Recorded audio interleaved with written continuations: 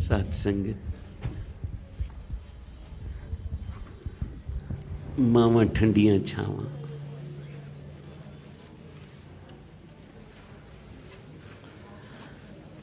महाराज जी बचन करते सन, जिहड़ा पुत्र सवेरे उठ के अपने मापियां नूं मत्था नहीं टेकदा, उहदा गुरु नूं भी मत्था टेकिया कबूल नहीं होंदा।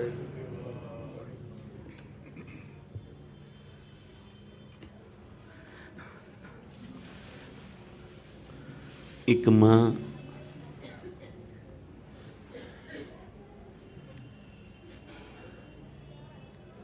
जिहदे सिर तो पति दा साया उठ गया, छोटा पुत्र घर, बड़ियां मुशक्कतां घालियां, बच्चे नूं स्कूल पाया, लोकां दे झूठे भांडे मांजदी है,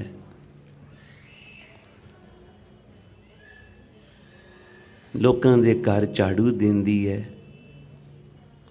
मजूरी करके घर दा निर्वाह करना ते पुत्र दी स्कूल दी फीस जमा करानी।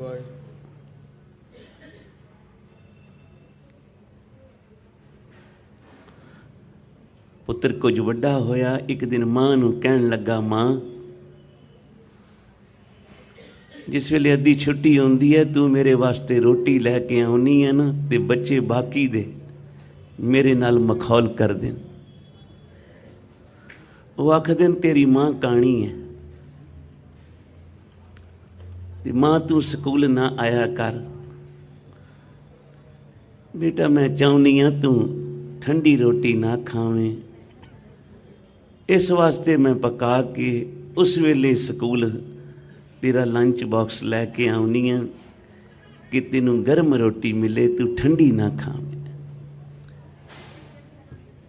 बच्चा कहन लगा, जदों मैं छोटा सा परवाह नहीं सी, गल समझ नहीं सी, हुण बाकी दे बच्चे मेरे नाल मखौलां करदे न, उन्हां दियां मावां आउंदियां मिलदियां न, पर जिस वेले तू आउनी है ते मैनू ताना मार देन, तेरी मां काणी है,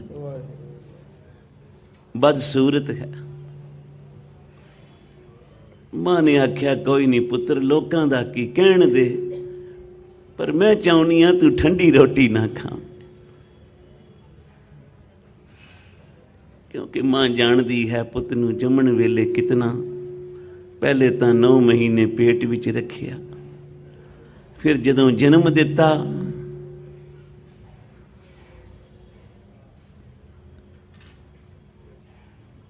कितनी पीड़ा जन्म दी, फिर पालन दी, आप गिले सौना ते पुत्र नूं सुके पाउणा। पुत्र कुछ वड्डा होया, स्कूल गया, क्योंकि मां दियां सारी उम्र तो पुत्र वास्ते बच्चियां वास्ते अरदासां करदियां ही बीत जांदी। पर मां तू स्कूल ना आया कर। मां ने आख्या ठीक है बेटा। कुछ वड्डा होया, कॉलेज पहुंचिया, कॉलेज तो शहर विच कॉलेज सी, हुण घर आना छड्ड दिता। कॉलेज तो बाद चंगी नौकरी मिल गई, उत्थे ही शहर विच चंगे अहुदे ते लग गया। कुछ चिर बीत गया, घर नहीं आया। मां आखदी है पुत दी ना चिट्ठी आई, ना कोई जवाब आया।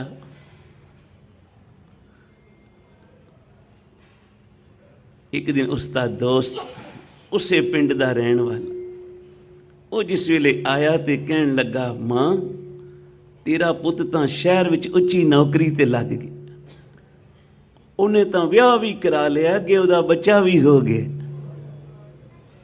मां ने आख्या अच्छा, मैं अपने पोतरे दा मूँह तां वेखां। कोई है पता उहदा? आख्या हाँ, उन्हें पता लिख दिता। ये रात दी गड्डी ते तुरी, सवेरे पहुंची, उत्थे पता पुछदी पुछदी पुत दे घर पहुंची। जा बुआ खड़काया, कितने सालां बाद इस वेले दरवाजा खोलिया पुत्र ने, ते आखदा सामने तकिया, मां खड़ोती है, मत्था नहीं टेकिया। ਅੱਗੋਂ ਕਹਿਣ ਲੱਗਾ, ਬਦਸੂਰਤ ਤੂੰ ਇੱਥੇ ਵੀ ਆ ਗਈ, ਇੱਥੇ ਵੀ ਮੇਰਾ ਪਿੱਛਾ ਨਹੀਂ ਛੱਡੀ। ਰੋਣ ਨਿਕਲ ਗਿਆ, ਪੁੱਤਰ ਕਿਤਨਾ ਵਰੇ ਹੋ ਗਏ, ਸਮਾਂ ਬੀਤ ਗਿਆ, ਮੈਂ ਤੈਨੂੰ ਵੇਖਿਆ ਨਹੀਂ, ਮੈਂ ਮਾਂ ਹਾਂ ਨਾ, ਮੇਰੀਆਂ ਆਂਦਰਾਂ ਦੁਖਦੀਆਂ ਸਨ। ਇੱਕ ਵਾਰੀ ਮੈਨੂੰ ਪੋਤਰੇ ਦਾ ਤਾਂ ਦਿਖਾ, ਕਿੱਥੇ ਮੇਰਾ ਪੋਤਾ, ਉਹਦੇ ਮੂੰਹ ਤਾਂ ਵੇਖਾਂ। ਪਿੱਛੋਂ ਉਹਦੀ ਘਰ ਵਾਲੀ ਤੇ ਪੁੱਤਰ ਵੀ ਆ ਗਿਆ। ਪੁੱਛਦੀ ਹੈ ਘਰ ਵਾਲੀ, ਇਹ ਕੌਣ ਹੈ ਬੁੱਢੀ? ਹੁਣ ਸ਼ਰਮ ਆਉਂਦੀ ਹੈ ਦੱਸਦਿਆਂ, ਇਹ ਮੇਰੀ ਮਾਂ ਹੈ। ਪੁੱਛਦੀ ਹੈ ਕੌਣ ਹੈ ਬੁੱਢੀ? ਕਹਿੰਦਾ ਸਾਡੇ ਘਰ ਵਿੱਚ, ਪਿੰਡ ਵਿੱਚ ਨੌਕਰਾਣੀ ਸੀ, ਸਾਡੇ ਘਰ ਨੌਕਰਾਣੀ ਸੀ, ਤੇ ਇੱਥੇ ਕਿਉਂ ਆਈ ਹੈ? ਆਖਦਾ ਬਸ ਆ ਗਈ, ਇਹਨੂੰ ਬਾਹਰ ਹੀ ਬਿਠਾ, ਉੱਥੇ ਹੀ ਰੋਟੀ ਖਵਾ, ਇਹ ਲੈ ਕਿਰਾਇਆ ਤੇ ਮੁੜ ਜਾ ਘਰ ਵਾਪਸ। ਸਾਧ ਸੰਗਤ, ਕਿਸੇ ਤਰ੍ਹਾਂ ਉਸਨੇ ਦਿਨ ਬਿਤਾਇਆ। ਰਾਤ ਬੂਹੇ ਦੇ ਬਾਹਰ ਬਹਿ ਕੇ ਸਵੇਰੇ ਉੱਠ ਕੇ ਚਲੀ ਗਈ। ਕੁਝ ਸਮਾਂ ਬਾਅਦ ਉਸੇ ਪਿੰਡ ਦੇ ਸਕੂਲ ਜਿੱਥੋਂ ਇਹ ਪੜ੍ਹਿਆ ਸੀ, ਪੜ੍ਹ ਕੇ ਉੱਚੇ ਅਹੁਦੇ ਤੇ ਲੱਗਾ ਸੀ, ਉੱਥੋਂ ਚਿੱਠੀ ਆਈ, ਬਈ ਅਸੀਂ ਤੈਨੂੰ ਸਕੂਲ ਵੱਲੋਂ ਸਨਮਾਨ ਦੇਣਾ ਕਿ ਸਾਡੇ ਸਕੂਲ ਦਾ ਪੜ੍ਹਿਆ ਬੱਚਾ ਅੱਜ ਏਡੇ ਉੱਚੇ ਅਹੁਦੇ ਤੇ ਲੱਗਾ। ਇਹ ਆਪਣੇ ਪਿੰਡ ਗਿਆ। ਹੁਣ ਗੱਡੀਆਂ, ਡਰਾਈਵਰ ਸਭ ਕੁਝ ਮਿਲਿਆ। ਪਹੁੰਚਿਆ ਸਕੂਲ ਦੇ ਵਿੱਚ, ਜਾ ਕੇ ਦੱਸਿਆ ਲੋਕਾਂ ਨੂੰ ਕਿ ਵੇਖੋ ਮੈਂ ਕਿੱਥੇ ਪਹੁੰਚ ਗਿਆ। ਜਿਸ ਵੇਲੇ ਮੁੜ ਗੱਡੀ ਵਿੱਚ ਬੈਠਾ ਤੇ ਖਿਆਲ ਆਇਆ, ਸਾਡੀ ਇੱਥੇ ਕੁਝ ਜ਼ਮੀਨ ਹੈ, ਪਤਾ ਤਾਂ ਕਰਾਂ ਉਹਦਾ ਹੁਣ ਕੀ ਰੇਟ ਹੋ ਗਈ। ਮਾਂ ਦਾ ਚੇਤਾ ਨਹੀਂ, ਜ਼ਮੀਨ ਦੇ ਭਾਅ ਦਾ ਪੁੱਛਦਾ। ਪਹੁੰਚਿਆ ਆਪਣੇ ਘਰ, ਉਹ ਇੱਕ ਝੋਪੜੀ ਸੀ। ਬੂਹਾ ਖੁੱਲਿਆ, ਅੰਦਰ ਵੜ ਗਿਆ, ਤੱਕਦਾ ਮਾਂ ਕਿਤੇ ਨਜ਼ਰ ਨਹੀਂ ਆਉਂਦੀ। ਇੱਕ ਚਾਰਪਾਈ ਤੇ ਬੈਠ ਗਿਆ। ਨਾਲ ਦਾ ਗਵਾਂਢੀ ਆਇਆ, ਉਹਦੇ ਹੱਥ ਵਿੱਚ ਇੱਕ ਚਿੱਠੀ ਸੀ। ਪੁੱਛਦਾ ਮੇਰੀ ਮਾਂ ਕਿੱਥੇ ਹੈ? ਉਹਨੇ ਆਖਿਆ ਕੁਝ ਦਿਨ ਹੋ ਗਏ, ਉਹ ਮਰ ਗਈ ਹੈ।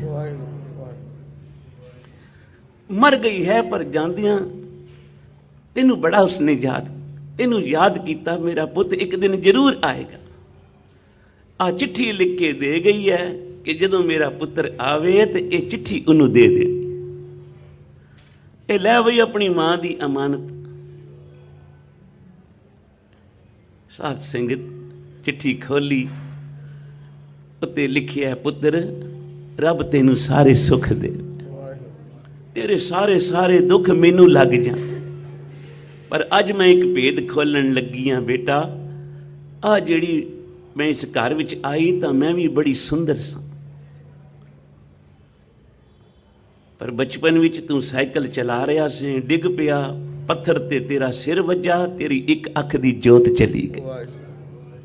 ਤੈਨੂੰ ਡਾਕਟਰਾਂ ਕੋਲ ਲੈ ਗਏ ਸੀ, ਉਹਨਾਂ ਆਖਿਆ ਵੀ ਇਹਦੀ ਇੱਕ ਅੱਖ ਚਲੀ ਗਈ ਹੈ, ਜੇ ਕੋਈ ਆਪਣੀ ਇੱਕ ਅੱਖ ਇਹਨੂੰ ਦੇਵੇ ਤਾਂ ਇਹ ਫਿਰ ਵੇਖ ਸਕਦਾ।